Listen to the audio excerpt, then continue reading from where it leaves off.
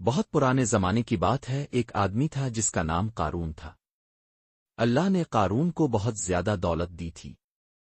اس کے پاس اتنے خزانے تھے کہ ان کی چابیاں بھی بہت سے طاقتور لوگ مل کر اٹھاتے تھے۔ مگر اتنی دولت حاصل کر کے قارون کے دل میں غرور پیدا ہو گیا۔ وہ یہ سمجھنے لگا کہ یہ ساری دولت اس نے اپنی ہوشیاری اور محنت سے کمائی ہے۔ لوگ اسے سمجھاتے تھے کہ اللہ کا شکر کرو، غریبوں پر نرمی کرو، اور مانو کہ یہ سب اللہ کا فضل ہے۔ مگر قارون ہنستا تھا اور کہتا تھا، یہ سب کچھ میرا ہے، میں نے اسے خود کمایا ہے۔ ایک دن قارون نے اپنی شان و شوکت دکھائی۔ وہ بہت قیمتی کپڑے پہن کر نوکروں کی لمبی قطار کے ساتھ اپنے چمکتے ہوئے غرور بھرے چہرے کے ساتھ لوگوں کے سامنے نکلا۔ لوگ اسے دیکھ کر حیران تھے اور کچھ اس سے حسد بھی کرنے لگے۔ پھر اچانک زمین ہلنے لگی۔ پہلے ایک چھوٹا جھٹکا آیا، پھر ایک بڑا جھٹکا۔